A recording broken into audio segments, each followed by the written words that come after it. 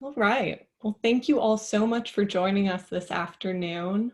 We still have some people trickling in, but I think we're starting to slow down, so I think we can get started. My name is Charlotte Selton, and I work in the American Physical Society's Office of Government Affairs, where I am the organizer for the Physicists Coalition for Nuclear Threat Reduction. This is the coalition's first event of this kind, so we are so excited to have you all virtually with us here today. We have an amazing team that has come together today to bring you information and updates about nuclear weapons testing and the New START Treaty, which are two crucial policy areas for us to all be aware of. To start us off, I'm going to hand it over to Professor Stewart Prager. He's a professor of astrophysical science and affiliated faculty with the program on science and global security at Princeton University, and he's the former director of the Princeton Plasma Physics Lab. But most importantly today, he's one of the founders and leaders of the Physicists Coalition for Nuclear Threat Reduction, which he's going to tell you all a little bit more about.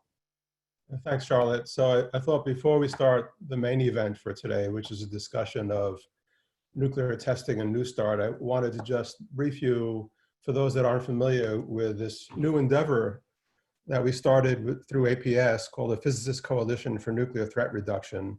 The purpose of this coalition that we're beginning to build is to establish a national network of physicists who are willing to participate in advocacy for feasible steps to reduce the risk from nuclear weapons. And we're hoping to build a network of physicists who will act not as experts in this area, but as informed citizen scientists, if you like. This is motivated by the fact that the threat from nuclear weapons remains grave and persistent, and in fact, it's not getting better, it's getting worse. It's a topic that's, compared to the past, is relatively neglected by the public, and it's not even so strongly on the radar of the physics community as a whole. But the premise of our coalition is that the physics community, if it's organized, can be a very influential voice to rein in the danger from nuclear weapons. As you know, this is sponsored by the APS. We're partnered with the Office of Government Affairs, and we also have some funding from the Carnegie Corporation. There are two goals to our effort. The first is to provide some education or outreach to the physics community or updates on the current threat posed by nuclear weapons. And second is to build a coalition to advocate. And for this endeavor, the education component really is in service to the advocacy component, which is our ultimate goal. The way we're going to approach this is a grassroots effort. We hope to engage the physics community and motivate them to join this coalition by going out to physics institutions and giving colloquia. We have a team of 12 or so experts in nuclear arms control. You'll hear from some of them today, who will be going to institutions to give colloquia that overview the whole area of nuclear arms control, as can be done in an hour, and also talks to physicists at the local site regarding the coalition. This effort has begun. Now we have, for the fall, we've scheduled so far about 20 colloquia at different places, and we're scheduling more. Clearly in the near term, this is all done virtually. These will be Zoom colloquia. So this is how we're going to build the coalition and engage the community. It's through site visits to physics institutions, first done virtually. The advocacy provides a real opportunity for physicists who aren't experts but are interested in being informed to help reduce this danger. The efforts are made effective because they're steered by the Office of Government Affairs. So the way the coalition works is the nuclear arms control experts will identify an issue for advocacy, and then the Office of Government Affairs will use their expertise and their tools to direct the advocacy. So a physicist who participates in this has their efforts very highly leveraged by the expertise that the Government Affairs Office brings to this. This is a thumbnail sketch of what we're about. Today you're going to hear about two issues that are live advocacy issues.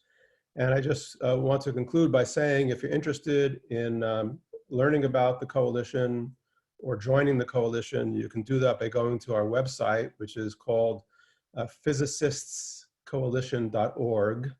And you can also, if you'd like to schedule a colloquium on this topic at your institution, you can do that also by going to the colloquium website.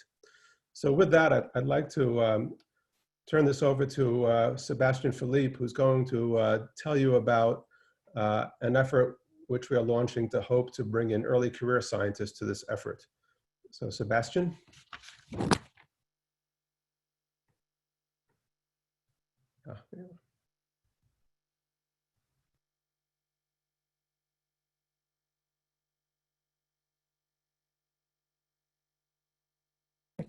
Thank you, Stewart, and sorry for the unmute. I'm very excited today to tell you about a next generation fellowship that we're starting as part of the coalition. We are looking for next generation to train and mentor the next generation expert in this field. And increase essentially the diversity of our coalition and strengthen participation, especially from graduate students, postdocs, and early career scientists. This one-year fellowship opportunity, you can hear more about it on our website.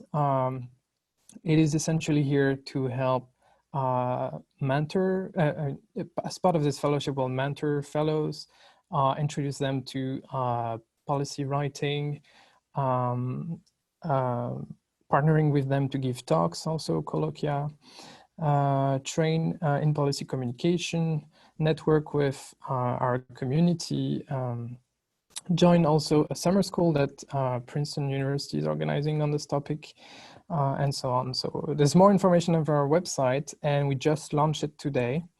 That being said, to make this a success, we are looking for your help to make this fellowship announcement as visible as possible.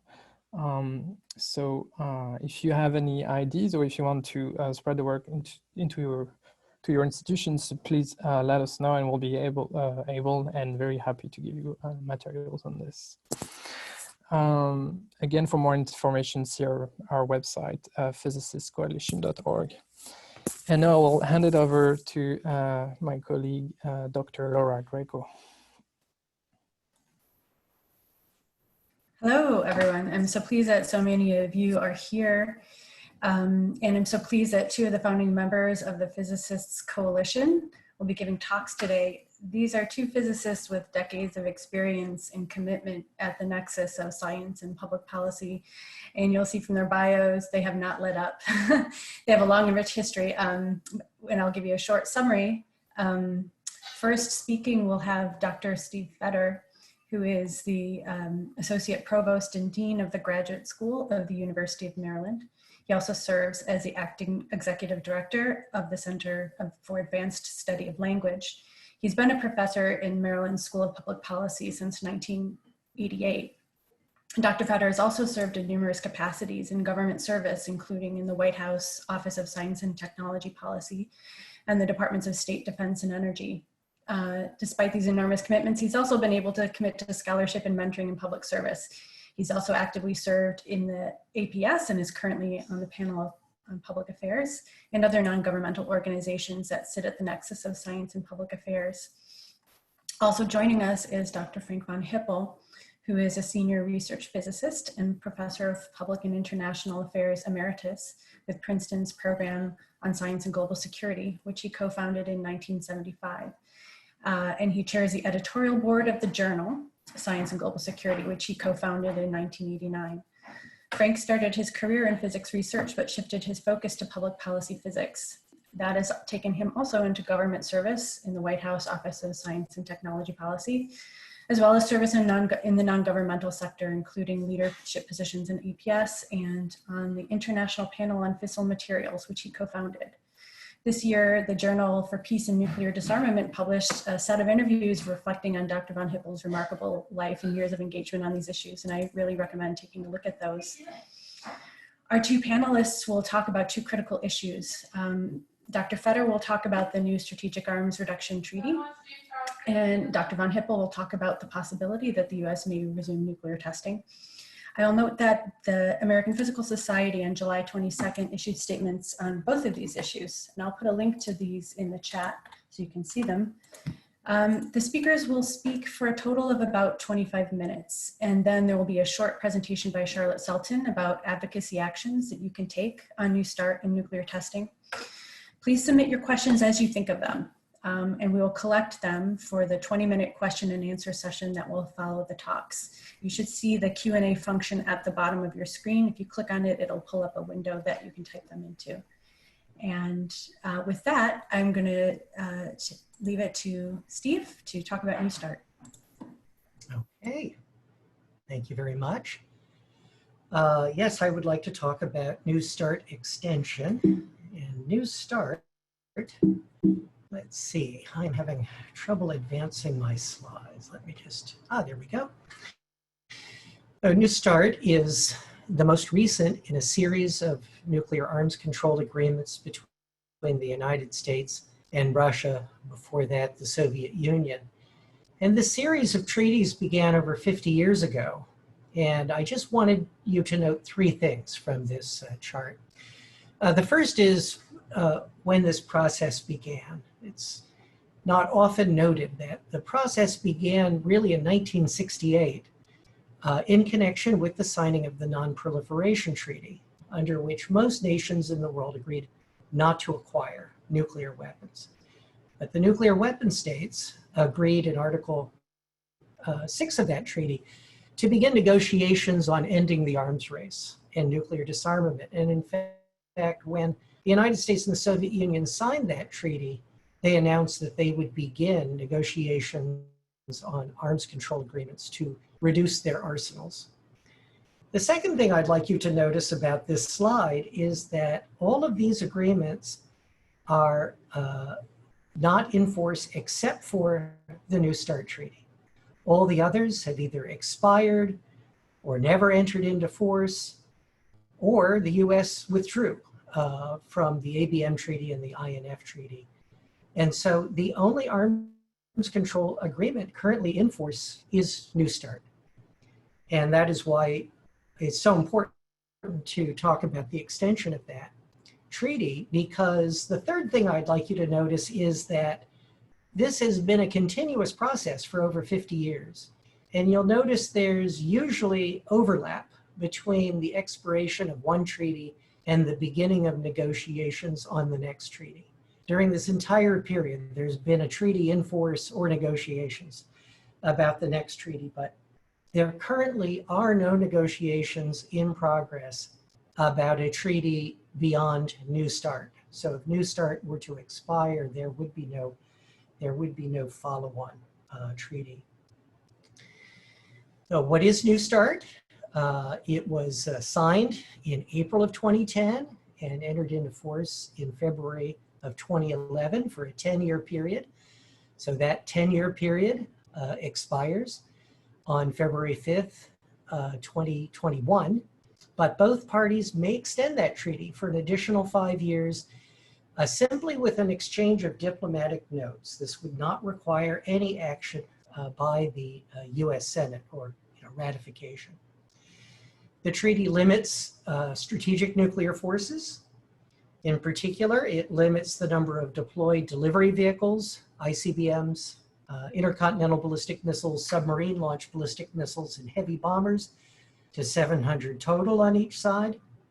And it limits the number of nuclear weapons that can be deployed on those delivery vehicles to a total of 1,550. And this was about 30% below the level of the previous treaty and 75% below the START treaty. which was really the previous treaty that was in force. The treaty, the New START treaty, contains the strongest verification and confidence building measures that have ever been in place in any treaty between nuclear weapon powers. It requires annual exchanges of data combined with notification on the movement of strategic nuclear weapons. 18 on-site inspections are allowed each year, so those data exchanges can be confirmed. So for example, US inspectors can go to a Russian ICBM silo or a Russian submarine and request to look at a missile and to verify that the number of warheads on that missile is the same as was provided in the data exchange. And a very important provision, which is sometimes not noted, is the non-interference with national technical means of verification. These are things like spy satellites. So both parties agree not to camouflage or disguise certain sites so that they can be observed by the satellites of the other side, thereby simplifying the verification process. So there has been a bit of a debate about extension of New START, and arguments have been raised against the extension. For example, it's sometimes asserted that, well, Russia cheats on arms control agreements. Therefore, we can't trust Russia to abide by the agreement. But in this case, at least, the State Department has assessed, and this is actually a very recent assessment, that Russia is in full compliance with the New START treaty. Another factor is that Russia is developing new strategic nuclear weapons. They're doing this largely in response to US missile defense developments. But some people complain that the New START treaty does not cover those new Russian nuclear weapon systems. But Russia has stated that then its new ICBM, its new heavy ICBM, the Sarmat hypersonic glide vehicle that it's developing for deployment on Sarmat and the SS-19 would in fact be accountable under New START when they are deployed. And the other nuclear weapon systems that are under development by Russia are in early stages of development and wouldn't be deployed before New START would expire, even if it were extended. And those systems could be addressed in negotiations on a follow-on treaty. The final argument against extension, and this has really been the central one recently, is that Chinese nuclear forces are not included. China is not a party to the treaty. And so the Trump administration has given a vision of arms control that must include, greed constraints must include Chinese nuclear forces. But first I would note that Chinese nuclear forces are about 10 times smaller than either the US or Russian nuclear forces. They're really not comparable in either size or composition to Russian and US forces, but also more importantly, China has outright rejected trilateral negotiations. And so there really would be no point to holding out to extend New START only if China agreed to participate. And in fact, China has urged the US and Russia to extend New START. In favor of extension, well, as you've seen, New START is the only remaining treaty that constrains the nuclear forces of the United States and Russia. And the US and Russia account for about 90% of all the nuclear weapons in the world. So if New START expired, the United States and Russia would be without agreed limits on their strategic nuclear forces for the first time in nearly 50 years. And remember that linkage back to the Non-Proliferation Treaty. At every Non-Proliferation Treaty review conference, the progress in satisfying our commitments under Article 6 of that treaty are constantly reviewed. And that is a key factor in maintaining the robustness of the non-proliferation regime There is no time, as I said, to negotiate a follow-on treaty that includes Russia. That would take many years. And a very important factor is that if the treaty expires, so would the vacation and confidence building measures. Without those data exchanges, notifications of weapon movements, on-site inspections, and non-interference with national technical means, intelligence collection demands will increase and confidence in Russian forces will decrease. So for example, hundreds of warheads could be uploaded onto existing missiles without detection, without those on-site inspections and non-interference measures. This could lead to a lack of confidence that would in turn lead to an arms race fueled by worst case assessments. And so that led to the APS board statement, this analysis of these arguments to support the extension of the New START Treaty. I think the link was provided earlier. And then I'm just going to skip over my last slide. What can you do? You can write to your senators and representatives. And I think we're going to talk about that later. And so with that, I will stop sharing. Thanks very much, Steve. And over to you, Frank. Okay, thank you. So I'm going to talk about the new debate over nuclear testing,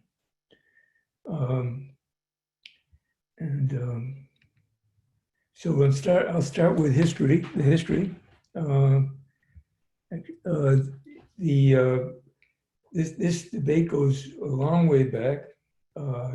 The movement to ban nuclear testing began in 1954 after the U.S. tested a 15 megaton weapon in the atmosphere in the South Pacific and caused both local fallout, which caught a Japanese fishing vessel, and global fallout. So everybody started getting a little bit of radiation from our U.S. and Soviet nuclear testing. There was a very powerful combined movement,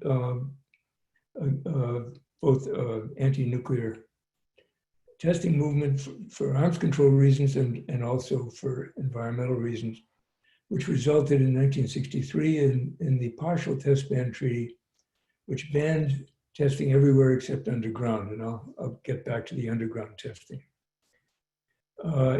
So then a lot happened, but 30 years later, the decision had to be made about whether or not to extend indefinitely the Non-Proliferation Treaty, to which the non-weapon states had signed up initially only for 25 years.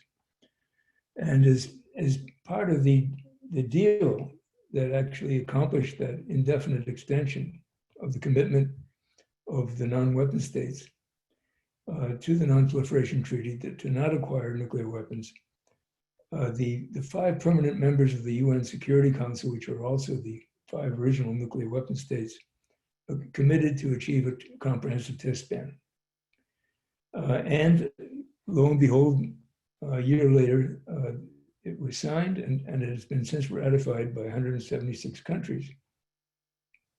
But it's still not enforced because there's a list of all the countries which had nuclear reactors as of 1995 are required to sign to bring it into force. And the US, China, India, Pakistan, Israel, North Korea, Iran, and Egypt are all on that list and have not ratified. The US ratification would be half the battle. A number of the other countries are waiting for the US to ratify. But the US Senate, which has to have a 2/3 vote to ratify a treaty, had refused to do so in 1999, and there's been, so the treaty has remained unratified. Nevertheless, testing has stopped.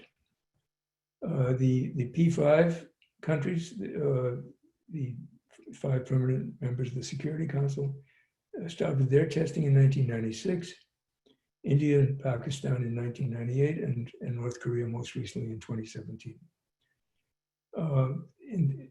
Bill Clinton, when he signed the U.S. for the U.S., stated that that this was the longest sought, hardest fought prize in arms control history, and I think that was not an overstatement. In the last development pre-Trump was during the Obama administration, when the UN Security Council, in the absence of the treaty coming into force, called upon all states to refrain from conducting any nuclear weapon explosion or any other nuclear explosion. Now we come to the Trump administration.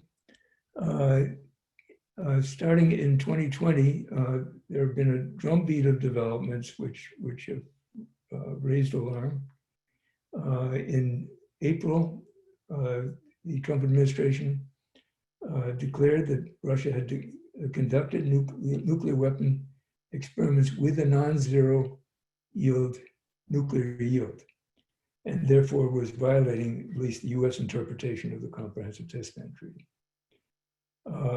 In May, there was a discussion which was leaked about the possibility of a rapid US test. The rationale given was that this would goose Russia and China to engage in trilateral nuclear arms control discussions, which the US was seeking.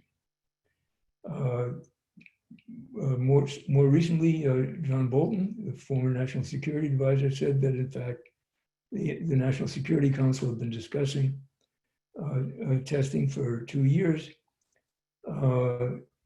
His rationale was that the US, he wanted to check that they still work, but the National Nuclear Security Agency, which has responsibility for maintaining US nuclear weapons, argued that there was no need. Then in June, there was a party line vote under which the Senate Armed Services Committee included $10 million in the fiscal year 21 budget, which the fiscal year 21 begins in October, for testing if necessary. The House reacted and by including it in its version of the National Defense Authorization Act, a prohibition on funding to conduct or make preparation for any explosive nuclear weapons test. This difference between the two versions, the Senate and the House versions of the National Defense Authorization Act, has to be resolved. A House Senate conference of the members of those of the House and Senate Armed Services Committee will be the venue for debating that. And as far as I know, it hasn't yet been scheduled, and it could begin as early as this month or after the election. So what is at stake? Most importantly, the linkage to the Non-Proliferation Treaty and the undermining of the credibility of the Non-Proliferation Treaty if the weapon states renege on. I mean, the weapon states have made a commitment under the Non-Proliferation Treaty to pursue nuclear disarmament. Test ban was supposed to be the first step, and if we reneged on that first step, it would do terrible damage to the Non-Proliferation Treaty, where there's already a lot of complaining that the weapon states haven't been getting on with it, with nuclear disarmament. Other countries would likely resume testing. The US has conducted more than half the total tests of the 9 nuclear armed states. India and Pakistan would only conducted a few, and they did not test a thermonuclear warhead. They would certainly welcome an opportunity to continue down that track. North Korea has conducted 1 thermonuclear test, probably would like to conduct more. China has only conducted 45 tests. UK, actually, which tests in Nevada was cut off on its last test by the Clinton administration when it decided to have a moratorium joining Russia, and so on. I mean, in short, that it would be difficult to get everybody to stop again. Now, I've mentioned the argument that was made that maybe a test would inspire China and Russia to get into trilateral disarmament. I think that's a disingenuous argument. It was probably made by Marshall Billingsley, President Trump's special envoy for arms control, who is in his previous incarnation actually organized the Senate Republican defeat of the ratification of the Comprehensive Test Ban Treaty. Then there's the Bolton argument that we want to see whether they still work, and one way that Bolton expressed that was having 5,000 nuclear warheads is like having 5,000 Toyotas in a garage. You want to know when you turn the key, it works the first time, because if it doesn't work, it doesn't work at all. Well, that's, you know, if you were spending $1 billion a year on making sure the Toyota worked, I suspect it would work. And we are spending at least $1 billion a year supporting various tests to make sure our nuclear weapons work. And then finally, is the argument that Russia, and you know, we don't know about China, perhaps China is cheating. And these are the arguments that the administration used to set up the U.S. exit from the Intermediate Nuclear Forces and Open Skies Treaty. Now, on reliability, this is a diagram of what a modern nuclear weapon looks like.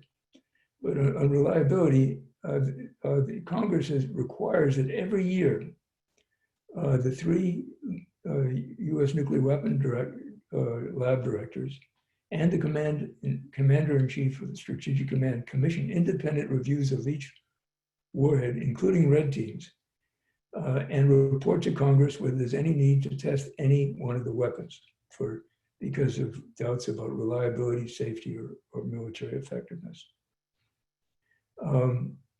This $1 billion program, a year program I mentioned, tests every testable component, all the electronics, the implosions here in the diagram. You see the fission trigger. There's an implosion system is tested. Then it's boosted with deuterium tritium gas, which fuses, make a burst of neutron, which increases the yield of the primary. That can't be tested, and there's a lot of modeling and so on that the labs depend on to assure themselves that it would still work. And they've also increased the amount of boost gas there to give them an extra margin. Then there's the secondary, which is imploded by X-rays, the ablation caused by X-rays from the primary. And there seems to be very little concern that if the primary goes off, that the secondary won't go off. So that's just in a nutshell. Now, with regard to verification, you know, the argument that maybe that Russia, maybe China are cheating. First of all, there is an international monitoring system that reports to the Comprehensive Test Ban Treaty Organization, seismic, hydroacoustic, infrasound, radionuclide stations. And basically any nuclear test could be detected down to very low yield. The big focus of people who have been arguing that the test ban would not be adequately verifiable is the limits of the seismic detection. And this shows you the decoupling scenario, which was actually is the reason why the partial test ban treaty did not ban underground testing because of the verification doubts that were raised by this decoupling theory. That in the original version of the decoupling theory, you would have a huge underground cavity, and which would reduce the yield of up to a 300 kiloton bomb down to 1 kiloton seismic signal, which at that time was sort of the limit of detection. Frank? Yeah. Please excuse me. Sorry. There was a clarifying question, and I think this might be the right time to answer it. Okay. A listener is asking if you were going to define, for these purposes, what you mean by a nuclear explosion, for example, as a national ignition facility ignition shot, a nuclear explosion. No, yeah, of this discussion. The fusion, pure fusion implosions by lasers were exempted from the test ban treaty explicitly. You see, but basically, the Academy has done periodic reviews. The last one, National Academy of Sciences, the last one was, they concluded that we're really down to detecting the equivalent of a non-decoupled explosion of tens of tons, so that it would be decoupling of Russia, China, or Russia could conceivably decouple a 1 kiloton or below explosive down to a probability of less than 10% detection. So the question is that important? They concluded that basically Russia and China could not do much of interest to advance the state of the art that they have achieved below 1 kiloton. I'll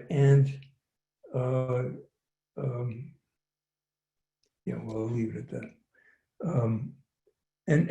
Oh yes, also that the lab directors, when asked whether they would be interested in doing very low yield tests, said no, it wouldn't benefit the US program much.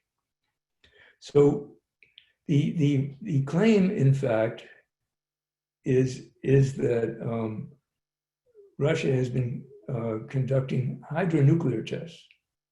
These are not detectable. We're talking about a nuclear yield of about not 10 kilotons, 10 kilograms of TNT explosive equivalent. So that, which would be basically conducted inside of a containment vessel.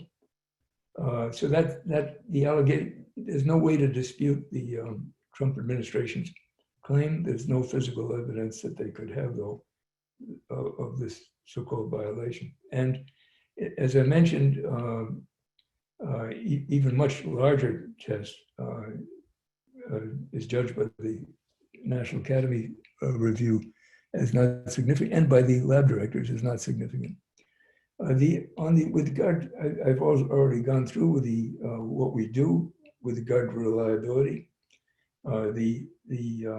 This has been these reviews for reliability have been going on since 1996. Every year, all three lab directors and the chairman of the Strategic Command report to Congress that there's no need to test any warhead. But things could change. And, maybe the lab directors and chairman of the Strategic Command could be changed and would have a different view. The resulting debate could not be conducted publicly because whatever the problem was would be secret, but Congress could have hearings and invite people with different views to debate that. I think I've made the other points, and I'll leave it there. Thank you.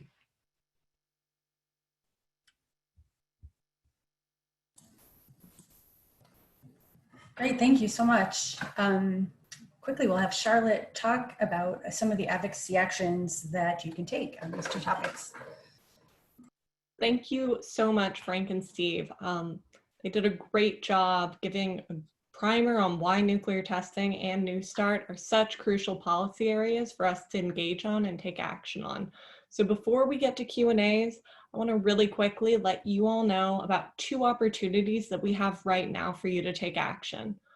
So firstly, for New START, Senator Markey has introduced a resolution in the Senate, Senate Resolution 673, that urges the current administration to extend New START for 5 more years. There's currently 17 co-sponsors, but we want to grow that number so that it sends a very strong message about how important New START is to our country.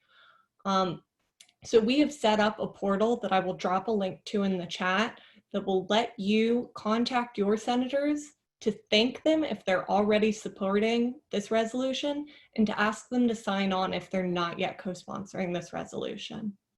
And then we have another action to help you prevent the funding going into nuclear testing that Frank did a great job mentioning. So as he said, currently there's a conflict between the Senate and the House. The National Defense Authorization Act, the NDAA, is an annual bill that sets the Department of Defense's budget for the next year. Right now, in the fiscal year 2021 bill, the Senate has $10 million to prepare a nuclear test site, while the House bill completely prohibits funds being used for nuclear testing. They're going to go into conference, maybe as soon as the end of this month, more likely after the election in November, and that's when lawmakers are going to hash out whether or not that funding ends up in the final bill. We want to make sure that we send a strong message that nuclear testing is not needed to secure our nuclear arsenal, and that it in fact would be a dangerous step for the US to take. Which is why if you have a senator or House representative who sits on the Senate or House Armed Services Committee, we're asking you to contact them today and urge them to keep this funding out of the final bill. I'll drop a link into the chat with the portal for you to do this, and we'll automatically find any senators or representatives that you have that sit on the relevant committees. In this portal, you'll be able to decide if you want to send an email, make a call, or tweet. We've provided some pre-written emails and tweets for you to send, but you'll notice that they're editable, and I really encourage you to take a minute and personalize the email, write why this issue is important to you. Foreign emails make an impact on elected officials, but when it clearly comes from you, it makes a much greater impact. So please take less than 5 minutes to contact one of your officials and take action with us today. So now let's get to questions. Thank you, Laura. Great, thanks so much, Charlotte. We've had quite a few questions. I'm going to, since we only have about 15 minutes till the hour, I'm going to group some of them together. And the first I'll address to Dr. Fetter on New START. Essentially, what's your assessment whether the US is interested in renewing the New START treaty? And that, of course, may be administration dependent. But why does this administration seem to object? And possibly related is, do you see any links drawn between the Intermediate Nuclear Forces Treaty and New START? Well, it's hard to say what anyone's real motive is. All we can rely on is, you know, what they say. I would note that the people who are responsible for arms control, have been responsible for arms control in this administration, have been some of the strongest opponents of previous arms control agreements. But take them at their word that what they really, or what the president is really interested in, is a treaty that would place constraints on the Chinese arsenal. With regard to the link between INF and New START, there's really not any direct link.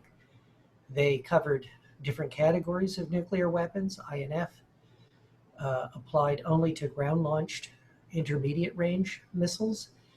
But there is a political linkage, and that is that the United States had accused Russia of violations of the INF treaty. And having worked in the administration, in the Obama administration at that time, I agreed with those assessments. But I thought that the correct approach was to continue to persuade Russia to come into compliance with that treaty rather than to withdraw from the treaty.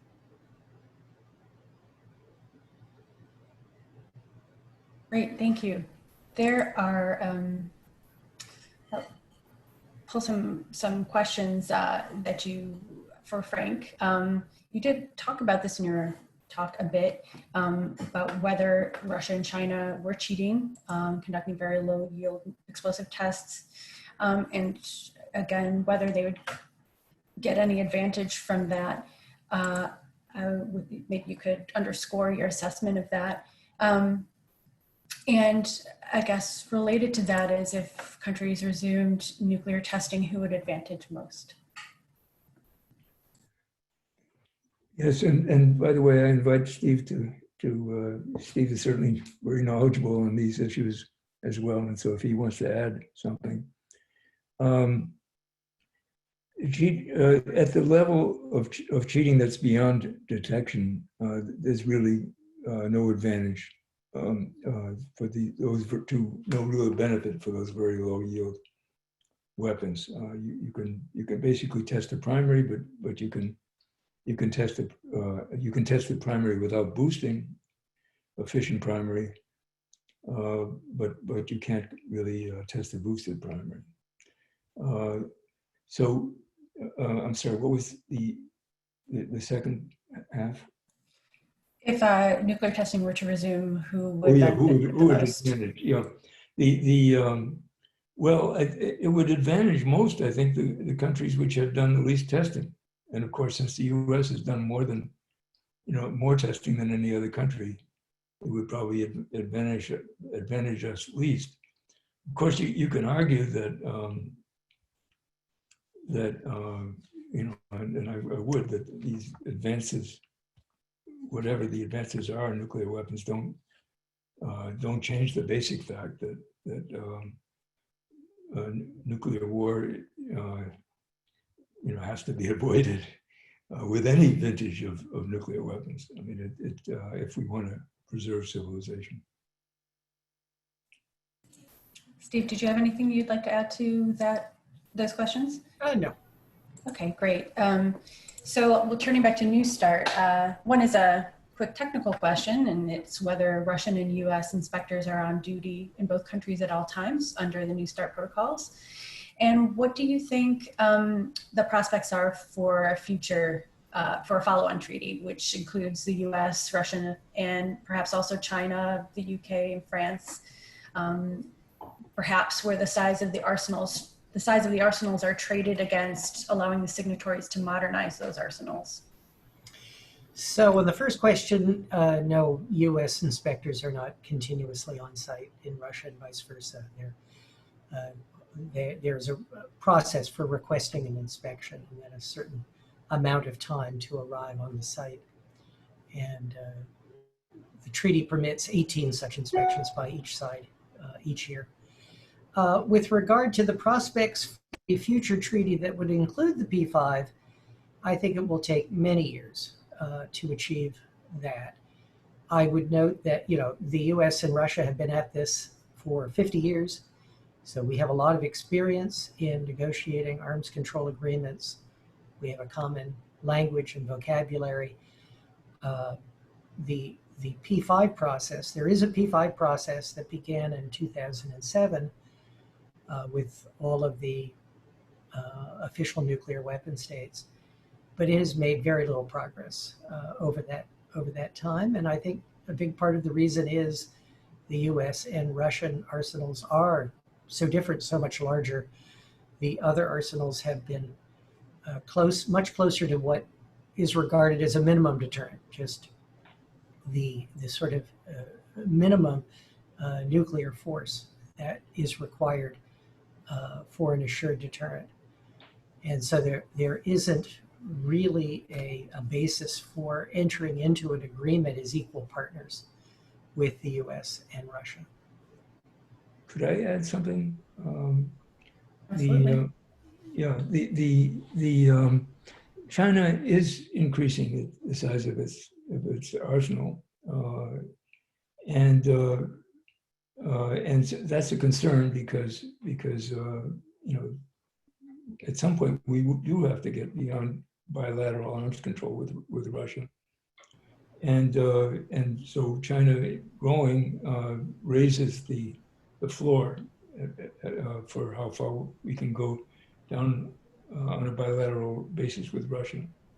But China's increase looks like it may have been triggered by our leaving the ballistic missile, the ABM treaty, which basically limited U.S. and Russian ballistic missile defense. That they are concerned that a U.S. first strike and then a defense against their surviving missiles might in fact bring their deterrent into question of U.S. Attack, and therefore they have to increase their offensive forces. So just wanted to say that the ballistic missile defense and offensive nuclear arms control are tightly linked, and that's also true in the case of Russia. A couple of questions on testing. This is a good one. How much insight does the U.S. have into the equivalent in other countries of the stockpile stewardship program? Does the U.S. feel confident that other countries are also able to certify their warheads without explosive testing?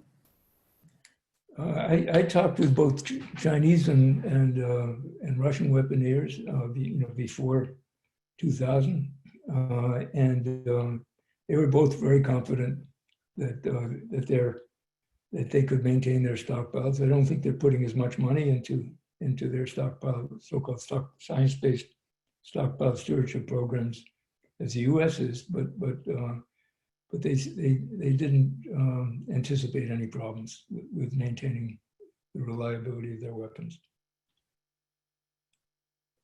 And how important is the $10 million that the Senate Armed Services Committee put into the budget for supporting a new test? Seems like a small amount. Could it be done without that money? If they don't get that money, can they not do it? How does that figure into whether or not the testing might go forward?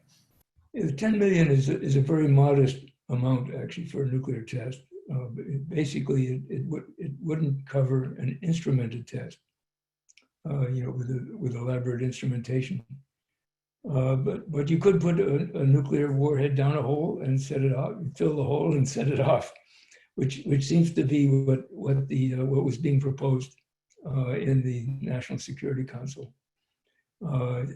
So it wouldn't tell you more than that the thing went off, and if it went off with a lower yield or than expected, it wouldn't tell you why, because it wouldn't be an instrumented test. So, basically on the House side, they've said you cannot spend any money on testing, and so that is the leverage that Congress has in this. If the Senate and the House agree. As a follow-on question to that, does the U.S. still have the technical expertise to conduct a nuclear test safely and to understand what those results mean? What the National Nuclear Security Administration says in its annual stockpile stewardship program report is that it could conduct a test, but it would have to raise some safety. It would have to. It couldn't do that with all the safety regulations that it would ordinarily impose, and but that it thought it could do it if a rapid test if instructed. I can't remember. 6 to 9 months, I think, was the amount of time that they said it would take between being ordered to do so and actually conducting the explosion. Thanks. There are an enormous number of good questions, many very pointed technical questions, which maybe we can, if you can stick around afterwards. But I did want to pull back to some of the more interesting general questions. So we had a few about nuclear disarmament. One is nuclear disarmament wise. Do you have any thoughts to share about the treaty to ban nuclear weapons, which is only a few signatures away from entry into force? And whether there are parallel efforts focusing on delivery systems rather than nuclear weapons, including non-ICBM technologies. Steve, do you want I'd rather not comment on the ban treaty. to? Okay. You asked if there were arms control efforts focused on delivery vehicles. The New START and previous arms control agreements between the US and Russia, the Soviet Union, were focused mostly on the delivery vehicles because they were so unique and distinctive. You cannot hide ICBMs and ballistic missile submarines, long-range bombers. And so that was the key tool for controlling, for placing limits on nuclear weapon arsenals. I see that there are also some questions on tactical nuclear weapons, and one of the difficulties, there was a lot of interest in also limiting tactical nuclear weapons, but one of the challenges is that there are no distinctive delivery vehicles. Almost every vehicle that could be used to deliver a tactical nuclear weapon could and is mostly used to deliver conventional weapons. And so that really forces the focus to be on the warhead. And in fact, the Obama administration had proposed to Russia to begin negotiation on a follow-on treaty to New START that did limit all nuclear weapons, including non-deployed nuclear weapons and tactical nuclear weapons. But Russia did not take us up on that. I believe the Trump administration is also interested in that because of the concerns over the much larger number of Russian tactical nuclear weapons. Maybe I'll take a crack at the ban treaty since Steve passed on that. The ban treaty would prohibit the possession of nuclear weapons for the parties that have ratified the ban treaty. It'll come into force for those parties when 50 countries have ratified, and it is, you know, the advocates hope that will happen maybe this year, maybe next year. Of course, none of the weapon states have signed the ban treaty. None of the 9 nuclear armed states have. And so it would not apply to them. Also, I don't think any of their allies, which are under the so-called US nuclear umbrella, the NATO countries, Japan, Australia, South Korea, have joined the ban treaty. So, you know, they basically have thereby expressed a preference to remain for the US umbrella. I don't think any of the other states have an umbrella beyond cover that doesn't cover just themselves. But I think, you know, my personal view is that the ban treaty is a way of putting pressure on the weapon states to delegitimize their possession of nuclear weapons and for them to get on with their commitment under the Non-Proliferation Treaty on the nuclear disarmament agenda.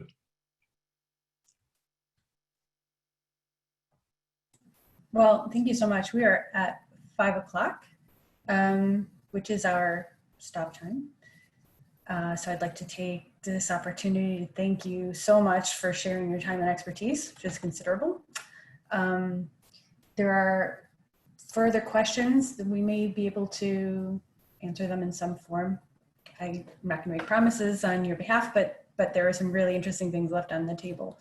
And I appreciate so many of you coming to this presentation, more than 200, which is a great sign for physicists. And I think Charlotte is going to give us a sign off.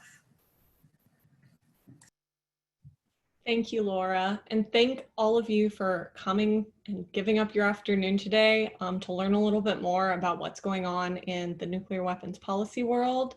And thank you for your thoughtful and great questions. I am so sorry that we couldn't get to them all, but there were just so many very, very interesting questions.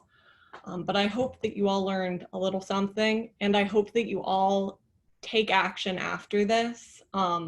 Follow those links, talk to your senators, talk to your Congress people, and make sure that we show them that nuclear weapons are a policy area that the physics community prioritizes, and make sure that your voice is heard on this issue. So thank you all so much and have a great evening.